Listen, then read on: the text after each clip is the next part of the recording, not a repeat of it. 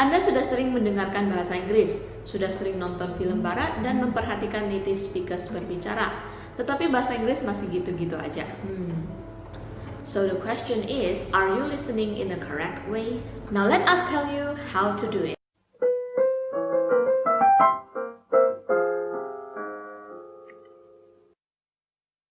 Halo semuanya, selamat datang kembali ke channel YouTube Diligence English Course. Nama saya Diana dan di episode kedua, cara dan langkah mempelajari bahasa Inggris, kali ini kita ingin sharing mengenai listening versus speaking, yang mana kita tahu adalah bahasa verbalnya. Di episode kali ini kita akan membahas khusus mengenai listening, bagaimana cara mempelajari bahasa Inggris melalui listening dan juga apa bahan yang paling tepat. Untuk teman-teman yang belum nonton episode 1, silahkan ditonton dulu atau bisa klik icon di pojok kanan atas. Oke, teman-teman, kunci utama dalam mempelajari bahasa Inggris sejak awal Diligence berdiri adalah listening, dan itu tidak pernah berubah sampai hari ini. Bila teman-teman sudah membaca e-book dari kami dengan judul 7 tips cara belajar bahasa Inggris yang akan saya share di description box di bawah, di situ telah kita jelaskan bagaimana kita mempelajari bahasa ibu kita sejak bayi. Sejak bayi kita dikasih tahu setiap hari, papa, papa, mama, mama. Nah, di situ kita mendengarkan, kemudian kita mencoba melafalkan semirip mungkin. Yes, imitasi atau meniru. Setelah itu setiap hari kita dikasih tahu terus kata-kata baru dan lama-kelamaan kita jadi tahu dan bisa berkomunikasi dalam bahasa ibu kita. Bahasa Inggris tentunya juga sama. Bagaimana cara mempelajari bahasa Inggris melalui listening?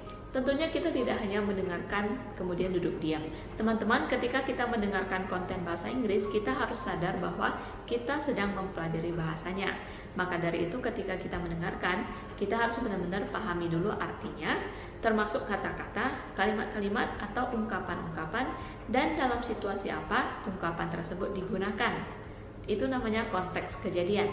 Contoh, hari ini saya nonton video, ada 2 orang teman yang sudah lama tidak bertemu.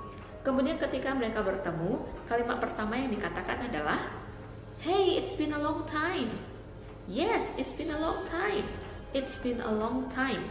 Kemudian saya cari tahu artinya. Oh, ternyata artinya adalah sudah lama tidak bertemu.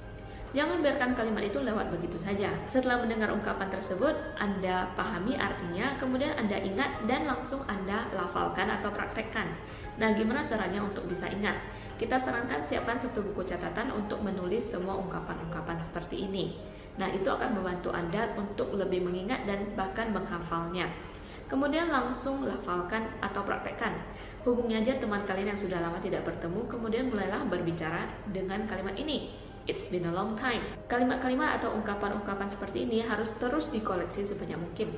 Percayalah bahwa otak manusia bisa mengingat banyak sekali kalimat-kalimat ungkapan-ungkapan, yang penting dibiasakan. Sekarang apa pula bahan listening yang paling bagus? Untuk pemula kita sarankan dengar video atau audio yang ada teksnya. Jadi dengan bantuan teks maka Anda mendapatkan audio plus visual.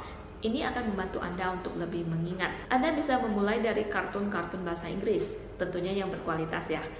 Kenapa kartun? Karena biasanya kartun memiliki pelafalan yang lebih jelas dan juga mereka berbicara tidak begitu cepat. Setelah Anda bisa memahami kartun, barulah beralih ke podcast atau film-film dari native speakers. Perhatikan bagaimana native speakers berbicara, dengar dengan teliti. Bukan dengar ke bahasa Inggris yang sudah dilokalkan. Maaf kata karena sudah banyak bahasa Inggris yang dilokalkan dengan pelafalan yang tidak tepat. Contohnya fingerprint, bukan fingerprint tetapi fingerprint. Ada juga impossible, bukan C tetapi impossible. Impossible. It's impossible. Yes, memang benar bahwa kita harus mendapatkan suatu lingkungan di mana orang-orang berbicara bahasa Inggris dengan tepat. Bila tidak, maka kita akan terpengaruh juga. So, bila Anda sudah yakin bahwa lingkungan di mana tempat Anda berada memiliki pelafalan bahasa Inggris yang tepat, Anda tinggal dengarkan, kemudian ditiru saja, imitasi. Seperti kata George Bernard Shaw, imitation is not just the sincerest form of flattery, it is also the sincerest form of learning. Kita sering beritahu ke murid-murid bahwa bahasa Inggris adalah bahasa yang sudah jadi, tidak perlu Anda buat-buat lagi, tinggal dipelajari, kemudian Anda tiru saja. Oke, untuk menyimpulkan episode kali ini, cara listening yang tepat adalah yang pertama, listen to good English in a good environment. Dengarkanlah bahasa Inggris yang tepat di lingkungan yang tepat. Yang kedua, setelah Anda dengarkan, understand the meaning. Pahamilah artinya. Yang ketiga, remember the usage. Ingatlah pemakaiannya dalam situasi apa dan hafallah kalimat atau ungkapannya. Dan yang keempat, imitate, imitasi, tiru aja. Tetapi, mengapa banyak orang sudah sering mendengarkan bahasa Inggris tetap saja tidak bisa bicara bahasa Inggris? Apakah dia memang tidak bisa, atau dia hanya kurang percaya diri? Atau mungkin dia tidak tahu apa yang bisa dikatakan? Nah, memang banyak penghalang sehingga seseorang tidak bisa bicara bahasa Inggris. Ada yang karena tidak yakin dengan pronunciation-nya. Ada yang karena vocabulary atau penguasaan kosakatanya tidak cukup. Ada juga yang setelah mempelajari grammar, dia makin tidak yakin diri karena takut membuat kesalahan. Ada juga yang memang dia tidak tahu apa yang bisa dikatakan. Oke, untuk itu kita akan membahas secara lebih spesifik di episode berikutnya mengenai speaking. Untuk teman-teman yang memiliki masalah baik di listening maupun speaking, silahkan komen di bawah ya. Jangan lupa juga untuk like dan share video ini bila Anda merasa bermanfaat, dan tentunya subscribe dan nyalakan lonceng supaya tidak ketinggalan video terbaru dari kita. Sampai ketemu di video selanjutnya dan salam pelajar bahasa.